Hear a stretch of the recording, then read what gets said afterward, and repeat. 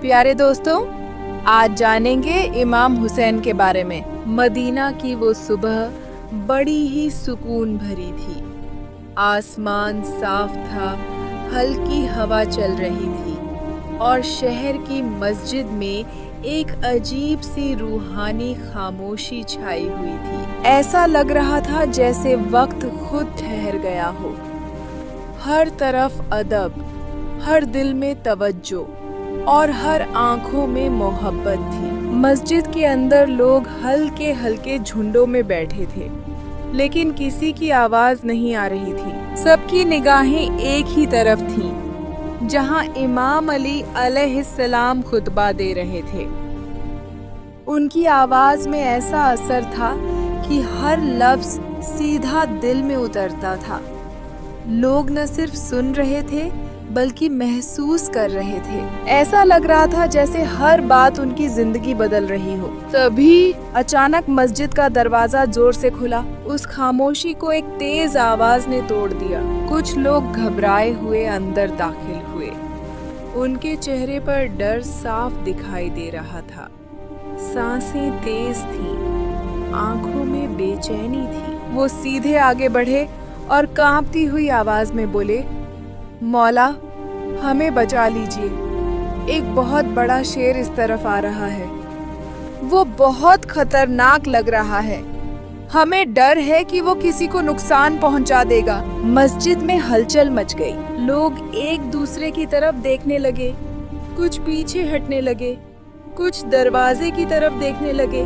लेकिन इमाम अली अलैहिस्सलाम का चेहरा बिल्कुल सुकून में था। न कोई घबराहट, न कोई डर। आपने बड़े इत्मीनान से फरमाया, डरने की जरूरत नहीं है, वो किसी को नुकसान नहीं पहुंचाएगा। आपकी आवाज में ऐसा यकीन था कि कुछ लोगों का डर कम होने लगा, लेकिन दिलों में अभी भी हल्की सी घबराहट बाकी थी। अभी ये बात पूरी भी नहीं हुई थी कि मस्जिद के दरवाजे से एक विशाल शेर अंदर दाखिल हुआ। उसका कद बहुत बड़ा था, आंखें चमक रही थीं और उसके कदमों की आहट से जमीन जैसे कांप रही थी। लोग सहम गए, कुछ लोग दीवार से लग गए, कुछ पीछे हट गए, कुछ ने आंखें बंद कर ली। लेकिन वो शेर किसी की तरफ नहीं बढ़ा। न उसने दहाड़ मारी, न किसी पर हमला किया। वो सीधे आगे बढ़ता गया और फिर सबकी आंखों के सामने एक ऐसा मंजर हुआ जिसे देखकर हर कोई हैरान रह गया। वो शेर इमाम अली अलैहिस्सलाम के पास पहुंचा और उनके कदमों में अपना सर रख दिया। पूरा माहौल खामोश हो गया। किसी की समझ में नहीं आ रहा था कि ये क्या हो रहा है। एक खूंखार शेर इस तरह झुक गया जैसे कोई अदब करने वाला हो। तभी उस शेर के पीछे से एक छोटा सा शेर का बच्चा भी अंदर आया। वो कमजोर था, धीरे धीरे चल रहा था और उसी वक्त उस शेरनी की आंखों में दर्द साफ नजर आने लगा। वो कुछ कह नहीं रही थी, लेकिन उसका हाल बता रहा था कि वो मदद मांगने आई है। जैसे वो कह रही हो, मौला, ये मेरा बच्चा है, इसका अब कोई सहारा नहीं। मैं चाहती हूँ कि ये महफूज रहे। उसकी आंखों में आंसू थे, माँ की मजबूरी थी। इमाम अली अलैहिस्सलाम ने उस मंजर को देखा, फिर बड़े करम के साथ फरमाया, जाओ, अब ये बच्चा यतीम नहीं रहेगा। ये सुनते ही लोगों के दिल पिघल गए। फिर आपने अपने प्यारे बेटे इमाम हुसैन को बुलाया। जब इमाम हुसैन आगे आए, उनके चेहरे पर नूर था, आंखों में रहमत थी। उन्होंने उस छोटे से शेर के बच्चे को प्यार से उठाया, गोद में लिया, उसके सिर पर हाथ फेरा और मुस्कुराकर फरमाया, आज से इसका नाम अब्बू अल हारिस है और ये हमारे साथ रहेगा। उस दिन से एक अजीब सा रिश्ता शुरू हुआ, एक इंसान और एक शेर के बीच। लेकिन वो रिश्ता सिर्फ साथ का नहीं था, वो मोहब्बत का था, वफा का था।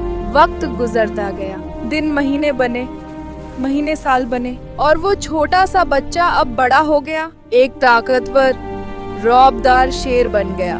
लेकिन उसका दिल वही रहा, वही मोहब्बत, वही वफा। जहाँ भी इमाम हुसैन जाते, अबू हारिस अल उनके साथ होता, उनके पास बैठता, उनकी हिफाजत करता। उनकी एक नजर पर सब समझ जाता। लोग हैरान थे कि एक जंगली जानवर इतना वफादार कैसे हो सकता है। लेकिन वक्त हमेशा एक जैसा नहीं रहता। धीरे धीरे लोगों के दिलों में डर आने लगा। उसका रौब इतना था कि लोग पास आने से डरने लगे। कुछ लोग इकट्ठा हुए और इमाम अली के पास पहुंचे। उन्होंने कहा, मौला, अब ये शेर बहुत बड़ा और खतरनाक हो गया है।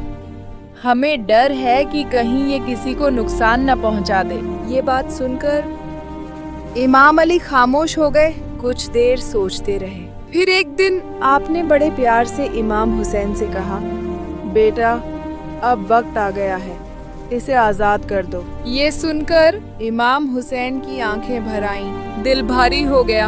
उन्होंने सर झुकाकर कहा, बाबा जान, बस आज की रात रहने दीजिए। शाम के वक्त किसी को घर से नहीं निकाला जाता। इमाम अली ने उनकी बात मान ली। उस रात चांदनी हल्की हल्की चमक रही थी। सन्नाटा था। इमाम हुसैन ने तहज्जुद की नमाज अदा की। फिर धीरे धीरे अब्बू अल हारिस के पास आए। वो शेर अपने मौला को देखकर खुश हो गया। लेकिन आज माहौल कुछ अलग था। इमाम हुसैन ने उसके पास बैठकर बड़ी मोहब्बत से सारी बात बताई। शेर खामोश हो गया। उसकी आंखों में नमी आ गई, जैसे वो सब समझ गया हो। फिर उसने जैसे अपनी हालत जाहिर की। मौला, अगर जाना ही है तो बस एक आखिरी मुलाकात। इमाम हुसैन ने फरमाया, ठीक है, 10 मुहर्रम, करबला, एक आवाज तुम्हें बुलाएगी। शेर ने जैसे पूछा, मौला, मुझे कौन बुलाएगा? आपने फरमाया, हमारी अम्मा बीबी फिजा। उसके बाद वो रात खत्म हुई और एक जुदाई की सुबह आई। अब्बू अल हारिस चला गया, लेकिन उसका दिल वहीं रह गया। वक्त गुजरता गया और फिर वो दिन आ गया। करबला का मैदान, गर्मी, प्यास और जुल्म की इंतहा। और आखिरकार इमाम हुसैन शहीद कर दिए गए। जुल्म करने वालों ने हुक्म दिया, घोड़े दौड़ाओ। तभी एक आवाज गूंजी।